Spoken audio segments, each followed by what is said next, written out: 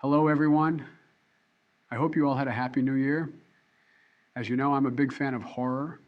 So, in celebration, I thought I'd read some stories by HP Lovecraft. I'm going to start with The Beast in the Cave. The horrible conclusion, which had been gradually obtruding itself upon my confused and reluctant mind, was now an awful certainty.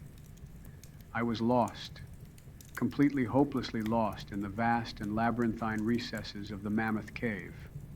Turn as I might, in no direction could my straining vision seize on any object capable of serving as a guidepost to set me on the outward path. That nevermore should I behold the blessed light of day, or scan the pleasant hills and dales of the beautiful world outside, my reason could no longer entertain the slightest unbelief. Hope had departed. Yet, indoctrinated as I was by a life of philosophical study, I derived no small measure of satisfaction from my unimpassioned demeanor.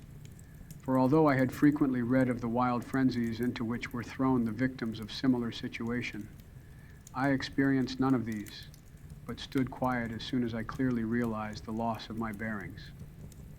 Nor did the thought that I had probably wandered beyond the utmost limits of an ordinary search cause me to abandon my composure even for a moment.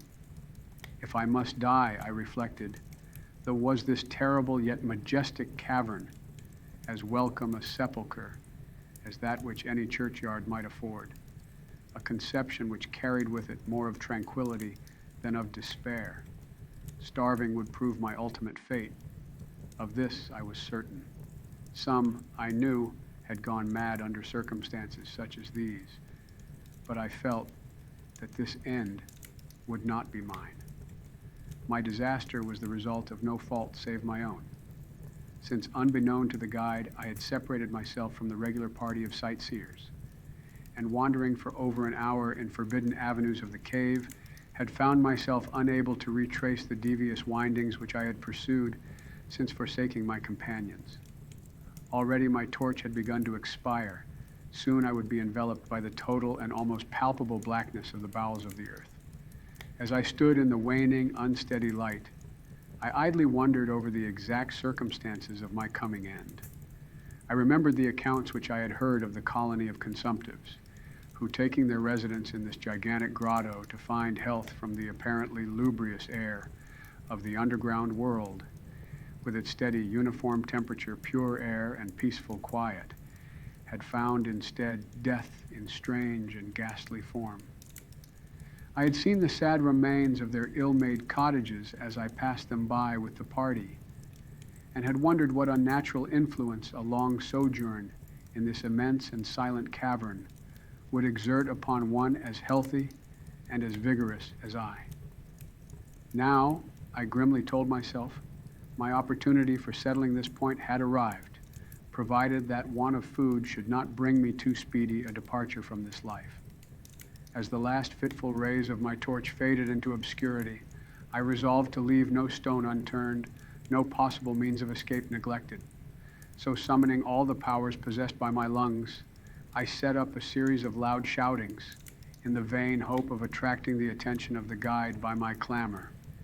Yet as I called, I believed in my heart that my cries were to no purpose, and that my voice, magnified and reflected by the numberless ramparts of the black maze about me, fell upon no ears save my own.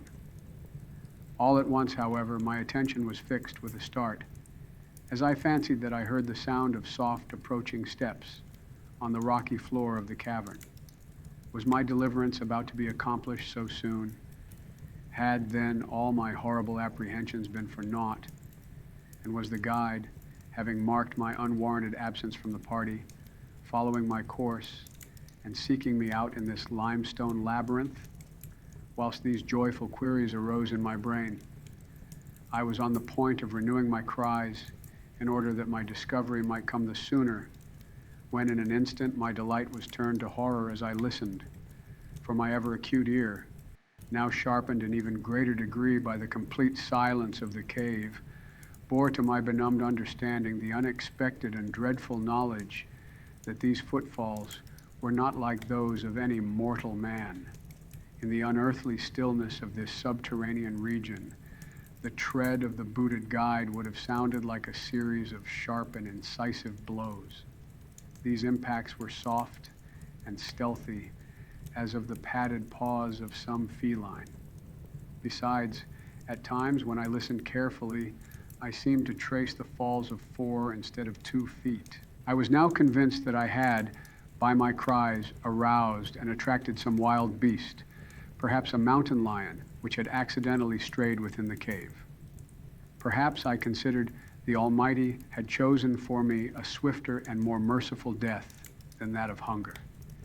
Yet the instinct of self-preservation, never wholly dormant, was stirred in my breast, and though escape from the oncoming peril might but spare me for a sterner and more lingering end, I determined nevertheless to part with my life at as high a price as I could command. Strange as it may seem, my mind conceived of no intent on the part of the visitor save that of hostility. Accordingly, I became very quiet, in the hope that the unknown beast would, in the absence of a guiding sound, lose its direction as had I, and thus pass me by. But this hope was not destined for realization, for the strange footfalls steadily advanced, the animal evidently having obtained my scent, which in an atmosphere so absolutely free from all distracting influences as is that of the cave, could doubtless be followed at great distance. Seeing therefore that I must be armed for defense against an uncanny and unseen attack in the dark, I grouped about me the largest of the fragments of rock which were strewn upon all parts of the floor of the cavern in the vicinity, and, grasping one in each hand for immediate use, awaited with resignation the inevitable result. Meanwhile, the hideous pattering of the paws drew near. Certainly the conduct of the creature was exceedingly strange. Most of the time the tread seemed to be that of a quadruped, walking with a singular lack of unison betwixt hind and forefeet. Yet at brief and infrequent intervals I fancied that but 2 feet were engaged in the process of locomotion. I wondered what species of animal was to confront me. It must, I thought, be some unfortunate beast who had paid for its curiosity to investigate one of the entrances of the fearful grotto, with a lifelong confinement in its interminable recesses. It doubtless obtained as food the eyeless fish, bats, and rats of the cave, as well as some of the ordinary fish that are wafted in at every freshet of Green River, which communicates in some occult manner with the waters of the cave.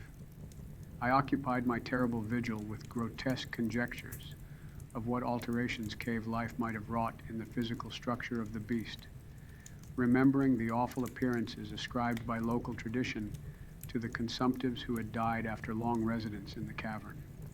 Then I remembered with a start that, even should I succeed in killing my antagonist, I should never behold its form, as my torch had long since been extinct, and I was entirely unprovided with matches. The tension on my brain now became frightful.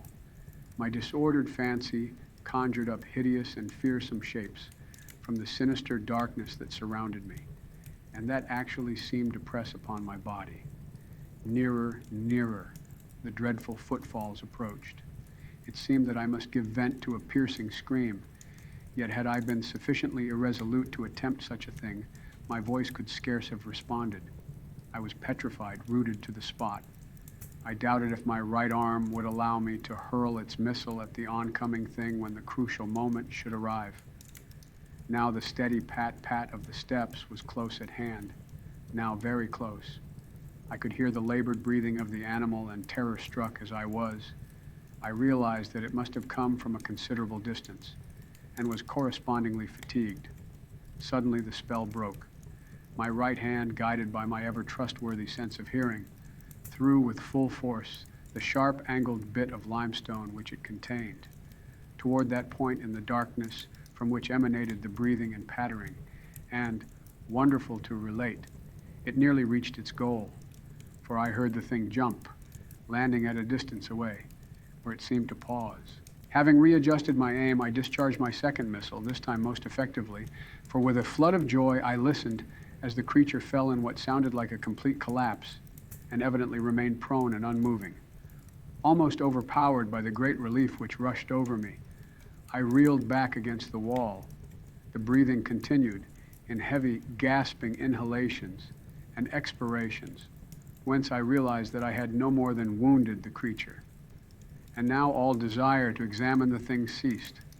At last, something allied to groundless, superstitious fear had entered my brain, and I did not approach the body, nor did I continue to cast stones at it in order to complete the extinction of its life.